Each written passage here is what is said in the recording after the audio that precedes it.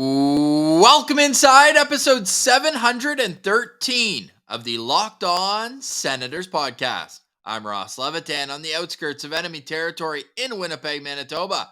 Alongside Brandon Piller up in the Blue Mountains, and the Ottawa Senators began a 3-game road trip on a winning note, defeating the Arizona Coyotes 5-3. And we have a recurring guest, friend of the show, back on. It's Egor Sokolov. He tells us all about being an all-star in the AHL, playing the villain in Laval, and gives us the inside scoop on some of his Belleville teammates. And which all-star skills competition are we going to see Egor compete in? This is the Locked On Senators podcast. It's your team every day. Your Locked On Senators, your daily podcast on the Ottawa Senators. Part of the Locked On Podcast Network. Your team every day.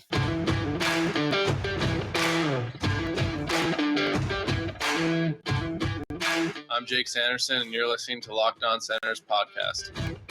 I'm Tim Stützle, and you're listening to the Locked On Senators podcast. Thank you for making Locked On Senators your first listen on this Friday, January 13th. The show is free and available on all platforms, including on YouTube, where the best way you can help the show grow is to like every video by clicking the thumbs up, leaving a comment below, and subscribing to the Locked On Senators channel. Be a friend, tell a friend. The road to 5,000 continues. Pilsy, the Ottawa Senators are winners once again.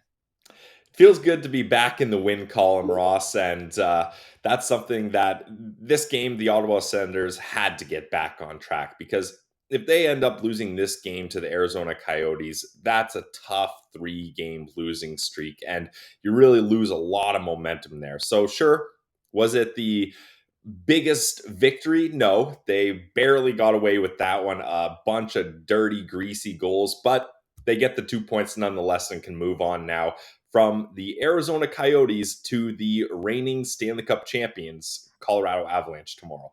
Yeah, it's going to be a tough test. We'll touch on it right after our interview with Egor. We got half hour coming up with Egor, so lots to get into with him. But just to put a bow on last night's game, was there a certain thing that you want to see improved going into Saturday? It's just insane that they had so many shots, and it was only kind of the bang-in plays and the garbage goals that ended up working out for them 5-on-5. Like, this team needs to be better 5-on-5. They can't be putting up so many shots with so many offensive weapons. Like, there's like 5 guys on this team that are close to a point per game pace. 2 of them are above a point per game pace. So they need to be able to convert more 5-on-5. And I know that's an obvious answer, but up against a team like Arizona, especially when Clayton Keller was out of the game for most of it, I thought they could have converted a little bit more. But they get 5 goals, 5-3 win. I'm all right with it. Exactly. It's one of those where you take the 2 points and you run on to the next stop on the tour right now. Whereas you look at some potential players that could maybe get on a run here. I'm hoping that Brady can take these 2 points, a goal and an assist in last game, and carry it forward here, because they're going to need him down into this deep stretch up until the All-Star break, where he's going to have to be producing. And he didn't play very well against Nashville. He'd probably tell you the same thing. -2, no points. But other than that, he's on an unbelievable run this season. And he actually just scored his 105th NHL goal, which puts him 4th in Senators history in their first 5 seasons. Now, I know there's a bit of qualifiers here, but he's got the rest of the season. I think he could be as high as 2nd, Pilsy. I would almost go so far as guaranteeing it. He needs 11 more goals, 12 to pass Jason Spezza, only to remain behind Alexei Yashin for most goals in their first 5 years with the Sens. Yeah, I think 11 more goals in 41 games is very attainable for a guy like Brady Tkachuk. So I'm with you on that one. Okay, how about 29? You think he can get 29 more goals? No, I do not think he can get 29 more goals, unfortunately. All right, so Alexei Yashin will maintain that top spot. All right, speaking of goals, we got the Belleville Sens all-time goal-scoring leader coming up on today's show. We'll get to that and then wrap up with a preview of the Senators' Saturday matchup against the Colorado Avalanche. If you missed any of our postcasts last night, we get into the depths of last night's game, so you can tune into that on your favorite podcast catcher or on YouTube. And today's episode is brought to you by our friends over at Built Bar. It's the protein bar that tastes like a candy bar. And what I love about Built Bar is they figure out how to make their bars taste good. Then they tinker around with how do we make these things healthy. And honestly, you'll be eating one of these Built Bars. They have so many amazing flavors, so many different kinds. There's the original Built Bar, the Built Puffs. They got Built Granola Bars now. You're going to be eating these and you're going to be like, there's no way this isn't a candy bar. They will fool you, I promise. And Ross, you and I have both been big fans of the Built Puffs. We're both big fans of any brownie flavor Built Bar. Well, I've got good news for you and our listeners. New flavor, brownie batter puff, and it's gluten-free. So you're getting a gluten-free bar, 140 calories, 17 grams of protein, only 6 grams of sugar. That is the Built Bar way. So head to the website today, built.com. Use our promo code LOCKEDON15 for 15% off your next order. One more time, guys, built.com. Promo code LOCKEDON15 for 15% off your next order. It's Built Bar, the protein bar that tastes like a candy bar. Today's episode is also brought to you by the Glebe Central Pub. I mentioned the postcast. Well, the postcast is always brought to you by the Glebe Central Pub. They're our best friends in the heart of the Glebe at 779 Bank Street. When you head there, make sure you let them know that Locked On Senators sent you. Now, not only do we want you to check out their amazing drink specials or the fact that they make sure it's an interactive environment, whether it's open mic night, trivia night, live music, they always have great events going on at the Glebe Central Pub, but they also have great events to and from the Glebe Central Pub. You know I'm talking about the Sens shuttle that will run multiple times in January. You can find the entire schedule, easy to access, on glebecentralpub.com. The next bus is leaving on January 18th, next Wednesday, against the Pittsburgh Penguins, and then that Saturday, Winnipeg Jets are in town. They also have one for the Islanders game on the 25th. So check them out online at glebecentralpub.com and also check out their Instagram, Glebe Central Pub. You're among friends at Glebe Central Pub. Head there at 779 Bank Street and make sure you let them know that Locked On Senators sent you. All right, let's get to today's interview with Belleville Senators' all-time leading scorer, and he's 6 points away from being their all-time leading point scorer. It's our friend of the show. It's Egor Sokolov. All right, we're now welcomed by a very good friend, the Belleville Sens all-time goal-scoring leader, and now AHL All-Star, Egor Sokolov. Welcome back to the show. How are you doing, brother? Oh, I'm doing well, guys. Happy to be back. How you guys been? We're good, man. You know, the season's in that middle area right now where you got to grind through it, and that's what you guys are doing. You were telling us you played, 7 out of 12 days coming back from Christmas? Yeah, we played on a Boxing Day. So we played that week. We played 4 games that week, and we played the 3 games the week after. So it was basically like, if you don't count that, Sunday and stuff like that, like that's, we played Monday, Wednesday, Friday, Saturday, and Wednesday, Friday, Saturday. So. Yeah, the AHL schedule is such a grind, but you had pretty much a week off here. Are you feeling a little rested and relaxed after that, or is Troy Mann keeping you guys going? Oh, he's obviously keeping us going a little bit. Yeah, usually we play on Wednesday, so he kind of, gave us one of those hard practices where, we just got to kind of keep it in game shape. So, yeah, but I would say I probably much rather play games than doing those practices. So I kind of wish we played Wednesday, but, good to keep us in shape for Friday, Saturday coming up, because Cleveland and Manitoba all played yesterday, and we have them coming up. So I'm interested in how much, if at all, do you guys look at the standings, because it is so tight in that North Division. It feels like every time I look, there's like a 4-spot radius that you guys can be anywhere in. Well, like we were just in 7th, and we won 3 games in a row in 4th. So, I mean, every game counts, to be honest with you. Like I kind of it reminds me of last year. Like one game we were in the 2nd, and then we lose one game, we're back in 7th or 6th.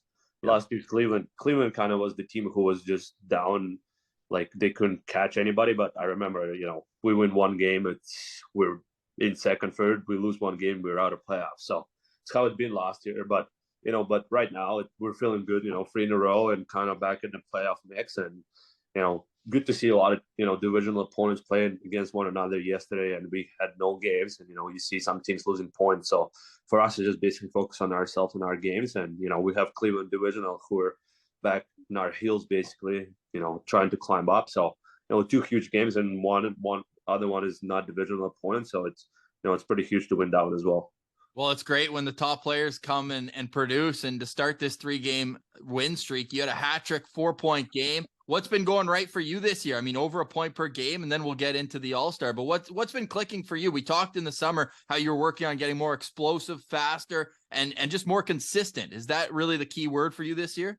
Yeah, I think, from consistency perspective, I think that was a huge for me.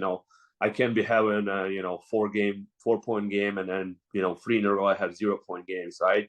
So for me, just being a go-to guy, Troy trusts me past 2.5 years now. He's been trusting me from an offensive perspective, but for me mostly I'm just trying to focus on control what I can control, the controllables.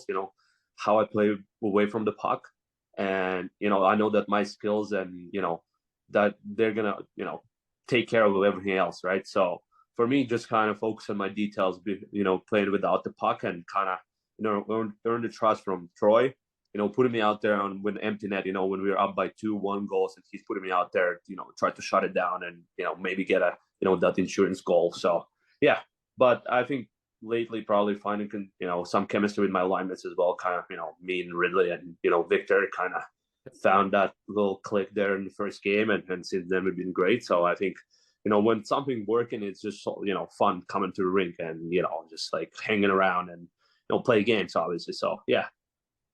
Yeah, I love that line, you, Lodine, and Ridley Gregg. What's been like playing with Ridley Gregg here? Like, how has he adjusted to coming into the AHL? Because for a couple of years, he's been that guy where everyone's like, he's too good for junior, but he's not quite ready for the NHL. So now he's in the AHL. How's he been so far over, I think, like 22 games or something?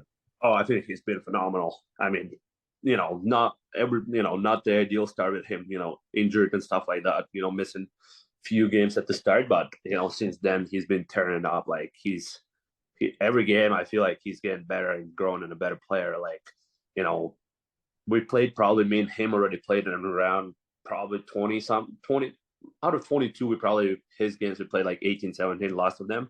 So I think me and him kind of found that chemistry, and it's like, I know where he's at and he always knows where I'm at. He set me up for a couple nice ones. I set him up for a couple nice ones. But yeah, he's just been doing great. Like, you don't think that this kid is, playing his first year pro, and he's out there, hitting guys and, trying to, rub in somebody's face, and he's right there. Like, he's not, scared and skating away from stuff. So you wouldn't say that this kid is, has 25 pro games, like, and how he plays with the poise. And yeah, Ottawa got a good one out of that one. I can tell you that much. Well, you guys are draft mates, right? You guys were in the same draft. draft. Yeah. That's a draft that keeps on giving, man. Watching what Sanderson's doing as a rookie in the NHL too, man. How often do you keep up with Ottawa? Are you trying to watch a lot of their games when you're off? Yeah. Mostly if we don't play the games, if we don't play at the same time, I usually always watch. Like tonight, I'm gonna watch them play probably a little bit because they play late today. Yeah. But usually when they play in Ottawa 7, we have a big screen downstairs, like huge screen. We just throw it on, and nice. We couple boys just chill and watch the game. Yeah. They're playing at CAA Arena tonight, pretty much, in Arizona. Oh, my God. Mullet Arena. Yeah, literally, bro. I want to ask you one more about Ridley. When we had him on last, I mean, he loves getting in the mix. You mentioned it, that he's going to start a scrum now and again. But is that a part of his game that you've noticed is still there? Because I feel like as a guy who we heard in the summer, he's trying to put on weight as well and play against all these pros. But does he still have that edge to him when you're out there every shift? Well, I mean, the first game we came back from Christmas, he goes open ice hit on one of the guys, and then Clifford comes in swinging at him. Clifford, ooh, yeah, and he doesn't back down. Like he stood his ground. I mean, obviously Clifford, it's a man, and but I was like, oh my God, like I have to get in there, but I was so far away from the play, and then I just look at him like he's like just chilling, like he's fine. Like this guy broke his hand or something off of him. He got a 5-minute penalty, and we got a power play out of that, and he just gets back out there and he hit that same guy 3 more times. Whew.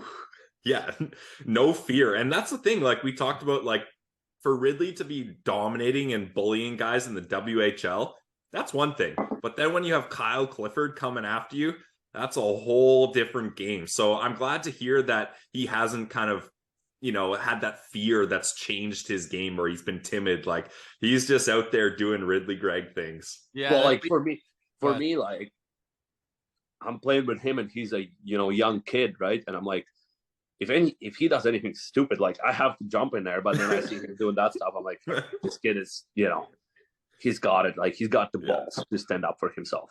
I will. I'll send you a clip later, Igor. It's one of my favorite ones. He's coming in the zone. It's in the WHL. And he told us it was one of his buddies on the other team, but we didn't know it at the time. He goes in and he sends the guy's stick into the 10th row. I actually saw that. Saw that clip. That's one of the funniest things I've ever. Just a little stick lift. I did see that clip. Should have been holding it tighter, but that's awesome. And how's our boy Crooker doing? You guys live together, don't you? Yeah, Crooker is doing well too. Yeah, we've been hanging around every day. Yeah, he's doing well. Having a pretty good season. 10 reps already. Like, as a rookie, that's it's pretty good. If you put a tape measure for every one of Crooker's goals from the net, from how far he scored, would it reach the blue line, all 10 of them? No. It's always around the net, eh? Nope. Yep. I don't think. Maybe not even the face-off circle? To be honest with you, to be all honest with you, I haven't seen him score just beat the goalie clean. It's always a rebound tip. Those goals look the same on the stat sheet. I'm sure he's not too worried about it. Oh no, it doesn't matter. It doesn't matter how. It's they ask not how, let's ask how many. So, and it's great that it's working for him. Like, you don't expect a guy who's not a biggest player, being around there under everybody's skin and still managed to put the puck in the net.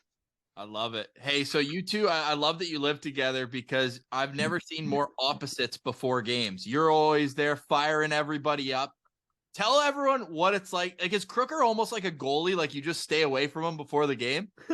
Yeah, I don't think I talk to him much before games, to be honest with you. I'm just one of those guys who, I don't need to be, some guys, they just put everything away and they just focus on hockey. I just love to mess around, you know what I mean? Like, I have the handshakes with all the boys and, I scream, yell, blah, blah, blah. Like, I like to just, have fun. Like, I don't think, I've tried before being the guy who goes in my head and, I'm going to sit down away from everybody, just try to focus what I'm going to do out there. And it didn't work for me, right? But for some guys, it does.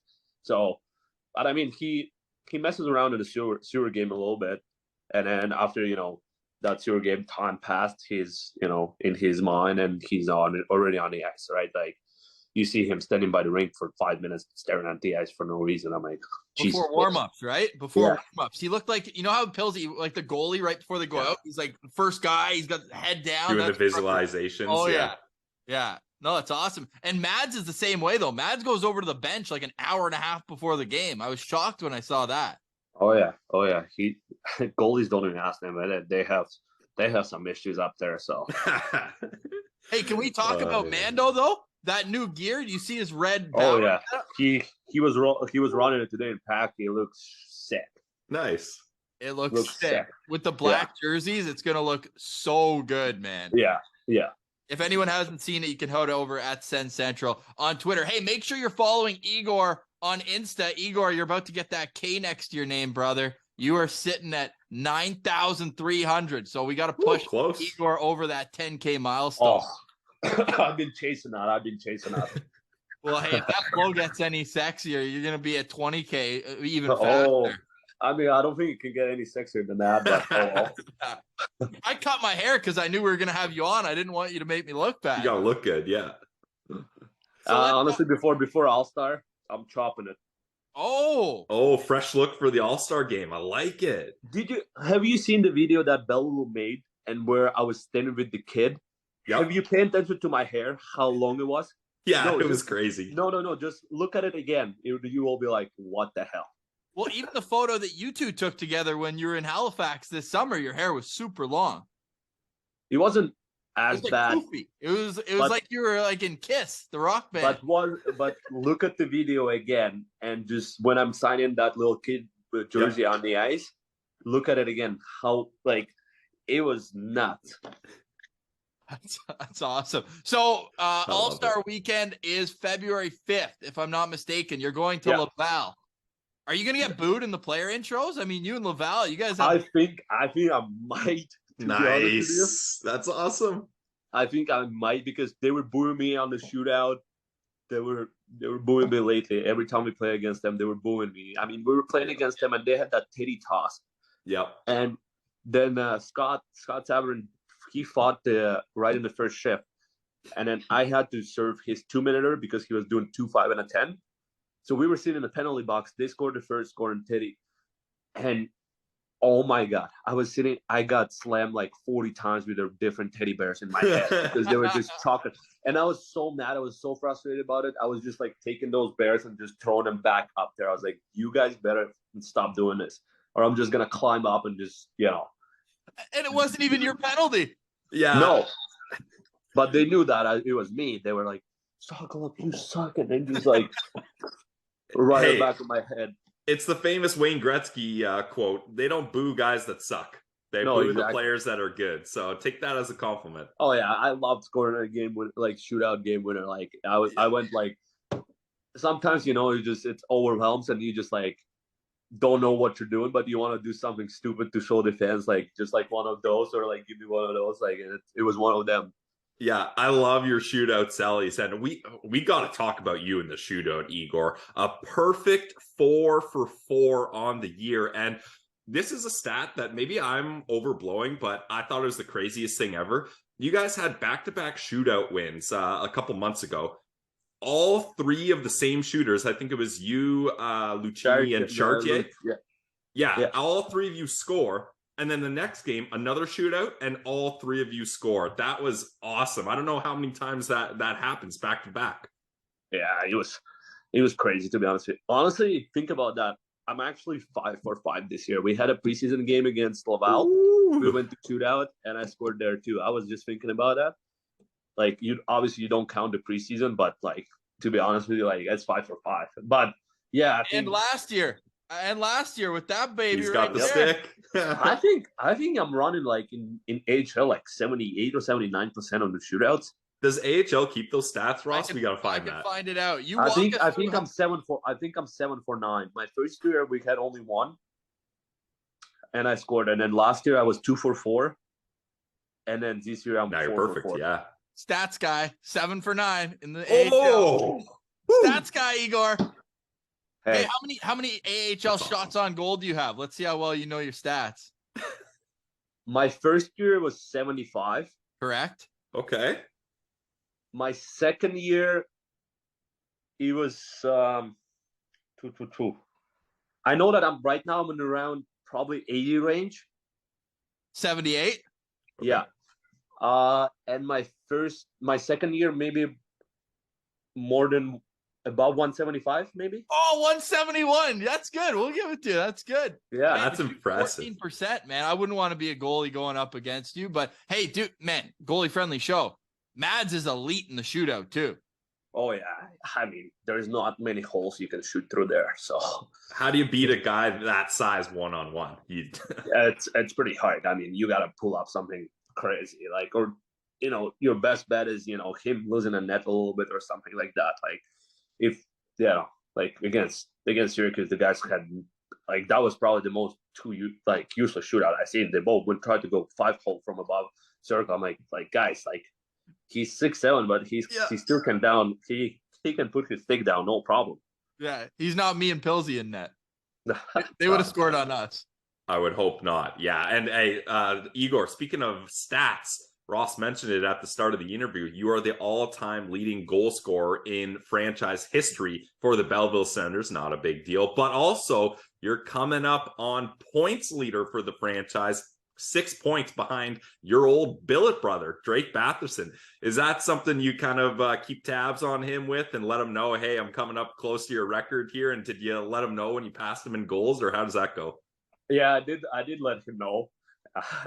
I just told him I got you, bud. And but yeah, I think it's pretty cool. Like, I mean, you know, me and him going through same, you know, junior team and now here, and I'm kind of, you know, chasing a dream, and he's already living a dream. You know what I mean? So kind of will be pretty cool to beat him in the points perspective as well, and just like kind of rub it in his face a little bit. You know, I won't mind doing that, but I mean, I'm sure it's not going to hurt him too bad. I mean, he's in the national, putting up over point per game there. So, but I think it will be pretty cool.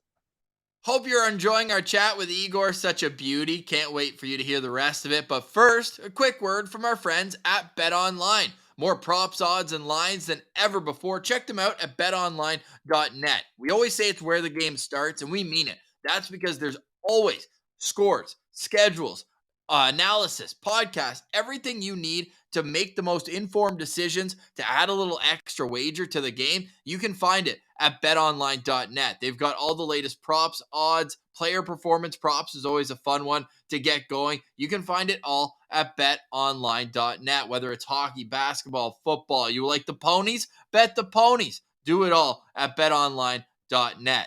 It's where the game starts. All right, now back to the interview. Here's Egor Sokolov.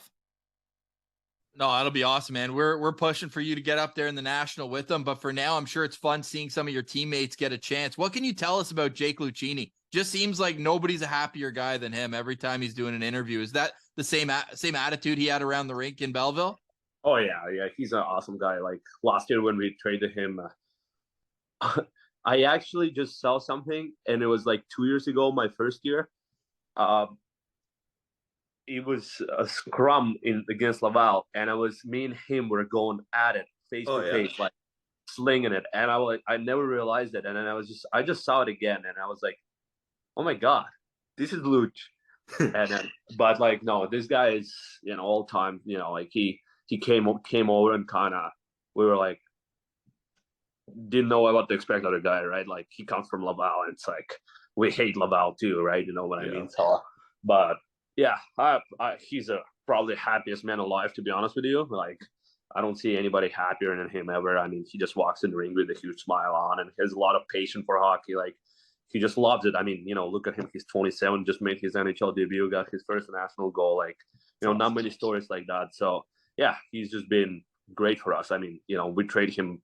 Basically, every time we play against Laval, we just always chirp him about they didn't want you, and we said we didn't even have to give up pucks for you. Yeah, so we just got you for free. They just gave it to us. So like, you know, we got him for nothing, and you know, he was a leader in points last year, and this year, you know, he was close to point per game. Now he's in the NHL. Like, yeah, I think it's pretty cool, and you know, just seeing, you know, these stories is pretty cool. Super cool. It was so awesome to see. And then I believe, did he not make his NHL debut? He did, against the Montreal Canadiens, the organization that gave up on him. Yeah, that's just poetic. I absolutely love that. Egor, just a couple more for you. And one most important one, and we've kind of buried the lead, although we did talk about the All-Star game a little bit. How did you find out that you were the team's pick? Did Troy pull you aside? Well, we were sitting in that room on that clip that Belleville did, and you know, he kind of just started with that, and you know, said that I'm representing the team. So yeah, that was pretty cool. I mean, pretty special moment for me. I would say I'm happy that they were able to, you know, tape that on the video. I was able to, you know, send it over to my parents to see them, how I reacted. Nice. And you know, it's pretty cool. Yeah, that's very cool. I'd imagine you were a Quebec League All-Star when you had. Yes, my last year. Yeah. Yeah, I mean, when you lead the league in goals, yeah. Yeah. Okay, that's a pretty good bet. We were chatting before we got on here, but we got to get it from you. Which skills competition are you gearing up to do for that All-Star game? I mean, we just talked about shootouts, so the breakaways is kind of that's something, you know, something I wanted to do, because the goal is a couple familiar goalies, but yeah, I mean, you know, accuracy shooting, hardest shot, that's something, you know, I would love to do. I mean, you know, the faster skater wouldn't be too bad as well, because that's a full lap, and when I get going, I get going. Like, it's not, it could be, you know, really underrated, and could be a dark horse right there. Like, you know what I mean? They could just throw me out there and I just win it, you know. But, you know, accuracy shooting, hardest shot, all that kind of stuff is probably in my office, so I would love to do that. Well, you know that Belleville right now, they're the reigning fastest skater champion. I think Formanton set an AHL record, so I wouldn't be have beating to. that one. I wouldn't be beating that one, okay? Yeah, I don't. But look, that's a competition that I feel like not everybody has a great handle on, because you look up at Ottawa, Mark Kastelic won fastest skater there, and I don't think anyone would have guessed that. No, it's exactly. It's not about the first 3 steps. It's how you get going. Like you go crossover all the way and skate now. And so, yeah, I think it could be a pretty underrated pick right here. The dark horse, 13 Sokolov out there, but I'd much prefer not embarrass myself. So I'll take accuracy shooting and stuff like that. Were you surprised that Casty was the fastest skater at Sens Skills? Yeah, I was like, oh my god. Yeah. How is this guy doing this? Yeah, the guy's an absolute beast. You wouldn't think he's like elegant and speedy and graceful, But that's what that's what I'm saying. When big guys lining up, like it's a different story. Yeah, nothing's in your way, and you got all this momentum going. No, yeah. exactly. So everyone, go to your favorite sports book and put some shekels on Egor Sokolov winning fastest skater in the AHL All-Star Skills. Yeah, you lose you lose all your money. The last guy I want to ask you about, you brought his name up as a guy you played on his line, and interesting prospect to me is Victor Lodin. Have you picked his brain for any shootout moves? Because this guy only scores highlight reel goals. The problem is, for me, when I go out there, did you ever realize what I'm doing? Yeah. Oh, I mean, you do like a little jump step. No. Did you ever remember the TJ Oshie shootouts against USA? Yeah. Just look at it again and see how he comes in. For past 2 years, I've been trying to work on that to come from the right side, come right in the middle on the goalie, and then make my move. See what I can pick. So that's what I do. I stick to simple. Actually, this year I went to backhand once and I scored it. But then other 3, I went shot. But when this guy comes out there, I expect some crazy stuff. And there's nothing I expect less than, fake backhand, top titty, nothing else. The last one, I thought he ran out of room on the last one. He puts it top shelf. Oh, no. Yeah, that was his plan. Well, to be honest with you, I thought he's going to fall down, but he said, that's what I wanted to do. Yeah.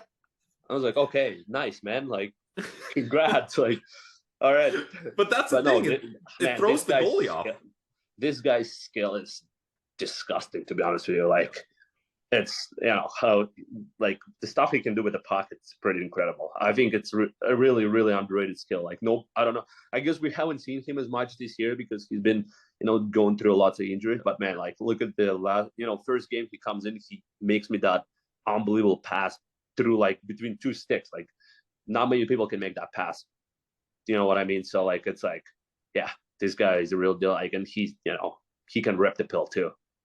His English is really good too. Yeah, he's good talking and stuff like that. I mean, he's an awesome guy as well. Like, I love hanging out and chat with him every time. Like, especially right now at this point where we just got put on the same line. Like, it's kind of you realize that how much more you're talking to the person as well. Like, because you try to keep that consistent together so we don't get spread up again because we play 2-3 shitty games and but whatever, 2-3 bad games and then throwing back of his mind, okay, this is not working anymore, right? So you try to find that chemistry, and every time we go on the ice 10 minutes before, just try to pass pucks around to each other, try to feed him one timer, he feeds me one timer. So you gotta realize how much more chemistry you try to build with the person once you get put on the same line. Definitely. That was a long way of me trying to pump your tires because your English is like perfect now, man. Like I want to go back and hear the first time we had you on and listen to you chop up the English language, and now you're just perfect, man. I'm impressed. Yeah, I mean, it's all it my takes year is now. a Canadian girlfriend, eh? Yeah, that's when you realize you really gotta push for every word. But sometimes she just texts me and I'm like, hey, Kaylee, like, I have no idea what you're saying right now, so try to speak my language, and she just makes every word much easier. Because sometimes she's gonna get in a rhythm and she's gonna try to, hey, blah, blah, blah. I'm like, hello? How's her Russian? She actually knows a couple words. Like, she can say hi. It's like sometimes when I'm on the call with my parents or something, She will come in, like, say hi, how are you, and stuff like that. I mean, she's trying to learn a little bit, but it's hard, man. It's hard. I think it's hard to learn Russian, a lot more harder than, learning English.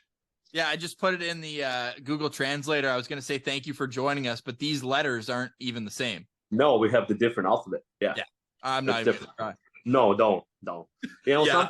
Sometimes people like, hey, like, can you tell me how to say that in Russian? I'm like, blah blah blah blah, and they're like, okay, that's good. yeah, they don't try to learn it or say it back. They're like, all right, that's fine. Like, cool. She asked me a couple of times, like, how do you say that? I want to say that to your parents. I'm like, this, and that. And she's like, all right, that's fine. I'm just not going to say it. I love it. That's awesome. Pills, you got anything else for him? Igor, we appreciate you, man. This is awesome. Yeah, I got one last one for you, Igor. As an all-star of the American Hockey League, I'm always interested to get guys' feedback on where's your favorite away place to play. I mean, probably Laval because you love the hate and the booze, but like, is there like a cool spot that you've traveled to in the AHL where you weren't really expecting much and like, wow, this is actually a sweet place or a sweet barn or something? I liked Hershey. Okay. Last year. It was like 10, whatever they have, 12,000 rings sold out because Troy was coaching there, right? So like it was his first time coming back or something, second time coming back, and it was last year we played them once and it was a full sold out barn. So yeah, I think that was a cool experience. But I mean, even I would say playing Utica and stuff like that is pretty cool. Yeah. Is that Crooker trying to get in? 1 second. I don't know who is it. We're all set, brother. If you want to take off, man, this was great. We appreciate you so much. Right. Well, hey, we'll catch up after the All-Star game. Hey, sounds good, guys.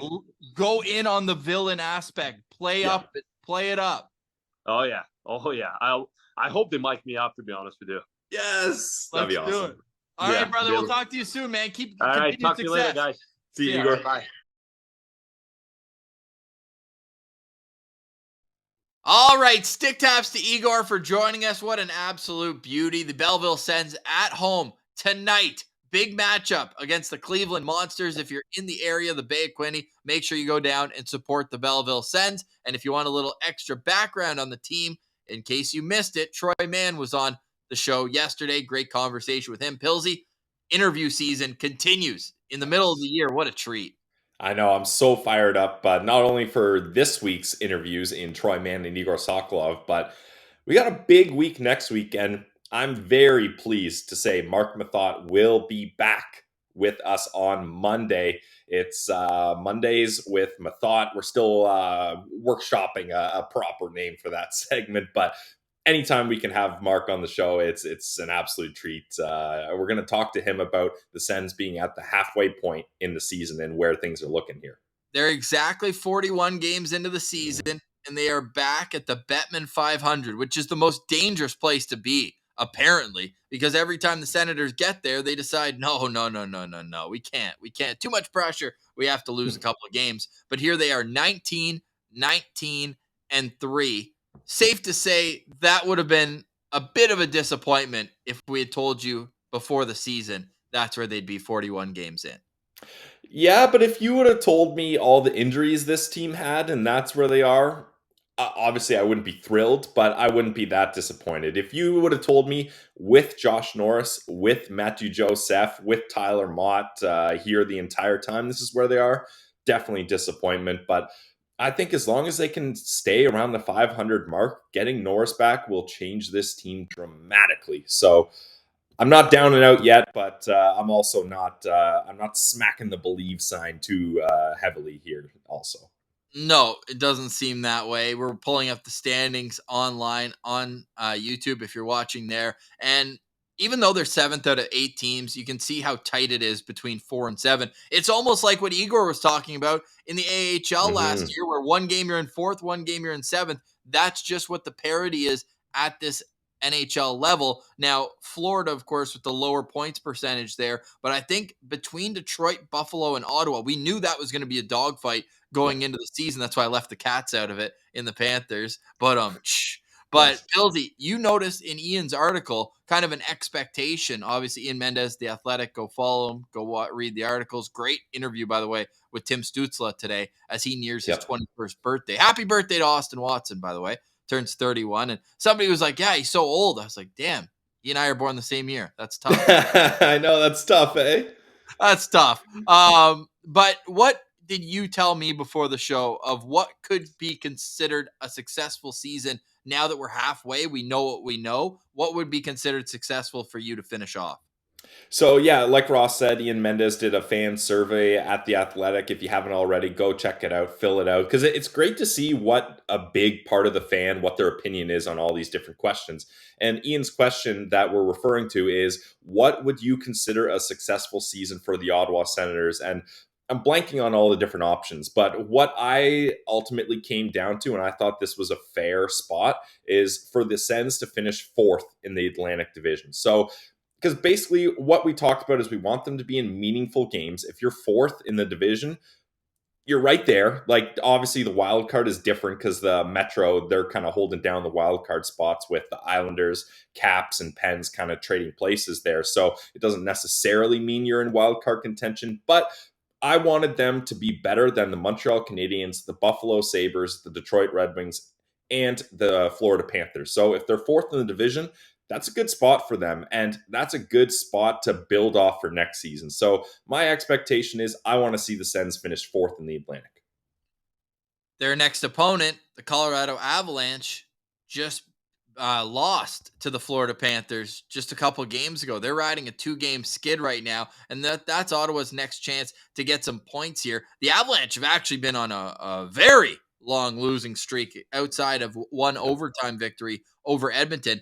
1-6-1 over their last 8 games. And it even took them, even though they were on a 4-game win streak before that, it took a shootout and then overtime to beat the Islanders, Canadiens, and Predators. So this team is far from the Stanley Cup champion that we would expect, but at the same time, I'm not worried about them making playoffs. I think it's going to come. So you just hope that it just takes a little bit longer here, because the Ottawa Senators going into their home rink, I think this could be a get-right game for the Colorado Avalanche. I actually think the Senators have a better chance than maybe people think, Ross, because you got to head over to their lineup here. Look at the injury list. Gabriel Landeskog, the captain, out. Josh Manson, top 4D, out. Bowen Byram, top 4D, out. Pavel Francouz, they've kind of got a tandem goalie situation going on. That's tough. No Nichushkin, no Dennis Mulligan. So yes, they got some of the big boys back in McKinnon. Obviously, that's a big deal. So that's going to be tough to contain him. But I really think, like, if the Chicago Blackhawks can beat this Colorado Avalanche team, why not the Sens, right? So I'm not down and out about this one. Guess who's in the lineup we're expecting tomorrow night for the Avalanche? Shane Bowers? An even more obscure Sens abroad. Oh, it doesn't look like he's still in. It doesn't look like he's still in. Never mind. But he has played multiple games this year for them. He's played 20 games. Oh, Nemestikov. Andreas Englund. What? Yeah. That is a throwback. Wow. 20 games this year for the defending Stanley Cup champion, Sens abroad legend, Andreas Englund, 2014 second-round pick. But no, this team, you're right. The depth certainly isn't there. There's no Kadri centering the third line, right? Yeah. Like they are kind of no Burakovsky. Yeah, no. I'm missing the other guy that they lost. Anyways, they've had a tough go here and some injuries, but I still think that this is going to be a tough test. Like, Cale Makar is starting to come around as well. His points are rising. But you mentioned it. They've lost to some bad teams recently. Yeah. I mean, let's hope. We're going to have that quick game day preview that we do each and every game day. That'll be up on our YouTube, TikTok, Instagram, and Twitter at Sens Central. And please go shoot us a follow on Twitter at Sens Central. We are nearing a very fun milestone. Get that K next to the name at 10,000. Also, make sure you're tweeting out NHL All-Star vote, Tim Stützle. Let's send our young superstar to the All-Star game so he can be with his brothers, Matthew and Brady Tkachuk. Yeah, and I mean, we were talking with Martian about this, Ross. Obviously, it seems biased. We're a big part of Sens Twitter, so you're like, oh my God, it's all about Tim Stützle All-Star voting. But I don't know if that's just biased Sens Twitter, because Martian was running the numbers, and it seems like he's been the most popular guy tweeted about. So say what you want about Sens fandom, but Sens Twitter is unrivaled in our passion. So keep it up, guys. We're getting Timmy to that All-Star game. Any final thoughts as we head into the weekend? Final thoughts are, these are big games for Belleville tonight up against the Monster, and big game The for Moose. And the Moose. Yeah, so big games for Belleville to kind of maintain their position in the North Division, and then the Ottawa Senators. You got to be able to take advantage of teams when they're down and out, like the Avalanche. Like, you cannot just fall into the trap. Oh, they got McKinnon, they got McCarr. That's still a really good team, which is obviously true, but man, this team would be insanely good if they had all their players back. So you've got to take advantage that this is a timely time to be in Denver. And maybe they're not going to blow out the Avalanche like they kind of did with the Coyotes, or that's the expectation. But if you can get at least 1 point here, I think that's big. So, not to look ahead, but final thoughts? Permission to look ahead, Pills? Yeah, permission granted. So the Ottawa Senators in Colorado Saturday, in St. Louis on Monday, and then guess what? Home and home against the team that currently sits in the final playoff spot. 4-point games. That means 8-point game right there with two back-to-back. Yep, it's massive, and these are the games you got to get up for. So it's going to be a very interesting week. The games you have to get out for. Glebe Central Pub Shuttle going to and from the CTC next Wednesday against the Pittsburgh Penguins. Oh, that's going to be an important game. Hopefully, if Ottawa can get their stuff together, or should I say shit together. Hey, a little Egor throwback from the interview. That was hilarious. But no, fun weekend ahead. Sens and Avalanche in Denver. But for today, we say goodbye. We'll chat to you in the postcast. Again, lots of great content here with Troy Mann's interview yesterday, the postcast, and then, of course, thank you to Egor for joining us today. For today, we say goodbye. For Brandon Piller, I'm Ross Levitan. This has been the Locked On Senators podcast. Your team every day.